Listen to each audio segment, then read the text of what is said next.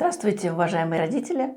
Меня зовут Светлана Удрас, я спецпедагог и представляю Союз родителей программы языкового погружения. Добрый день, меня зовут Ирина, и я сегодня от лица всех родителей задам Светлане важные вопросы.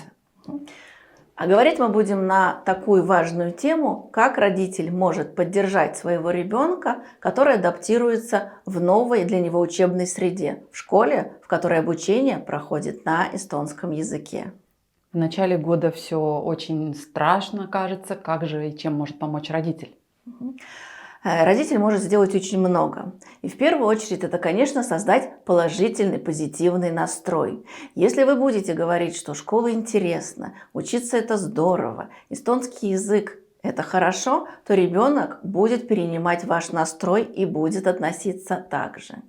Конечно, родитель должен создать обязательно безопасную среду для ребенка. А это в первую очередь повседневные рутины, когда ребенок обязательно просыпается в одно и то же время. Ритуал того, как вы собираетесь в школу, вечером или утром портфель собираете. Вечерние ритуалы, когда вы с ребенком вместе читаете. Это все создает для ребенка среду, которая предсказуема. А если среда у нас предсказуема, значит она безопасна. Как поддержать изучение языка в повседневной жизни? Даже если вы сами не владеете эстонским языком в совершенстве, вы можете вместе с ребенком учить слова, предложения. Вы можете здороваться по-эстонски, говорить спасибо, пожалуйста, приятного аппетита. Вместе рассматривать какие-то книжки на эстонском языке, включать ребенку мультики, чтобы ребенок видел, что и для вас эстонский язык – это обязательная часть жизни, к которой вы положительно настроены. Как создать привычки, которые помогут ребенку освоиться лучше? В первую очередь создайте дома такой учебный уголок. Место, где ребенок будет учиться. Там пускай будут его карандаши, тетрадки, бумага, какие-то раскраски. И это место должно у ребенка ассоциироваться с учебой.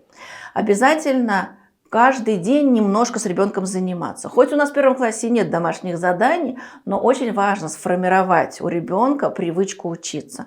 Хотя бы прочитать одно предложение, решить какую-то задачку, раскрасить что-то. Но ребенок должен понимать, что он занимается каждый день по чуть-чуть. Ну и, конечно, делаем обязательно паузы, хвалим ребенка. Плюс обязательно начинаем уже учить ребенка, как мы правильно ищем в тексте информацию. Для этого купите ребенку разные разноцветные маркеры. Детям очень понравится. Скажите, смотри, у тебя будет как у взрослого. Купите эстонский журнал Täheke или Hea Laps и попробуйте с ребенком поиграть в такую игру. Например, возьми красный фломастер. А как по-эстонски красный? Да, пунаны. А вот теперь давай в этом тексте найдем все точечки и подчеркнем их. А потом возьмем другой фломастер, выучим опять цвет новый, а теперь найдем все слова, которые с большой буквы написаны. А почему они, давай подумаем, с большой буквы написаны. Да? Мы учим ребенка сосредоточиться, искать информацию, анализировать, и это в будущем ему очень поможет при учебе. Хорошо, мы как родители все это будем дома делать. А насколько важно сотрудничать со школой? Обязательно. Не бойтесь обращаться к своему учителю, к опорным специалистам, к другим родителям, потому что только вместе мы сможем создать ту среду и то ощущение, при котором первый класс для ребенка станет вот тем шагом первым в его очень интересной школьной жизни. Спасибо большое, Светлана.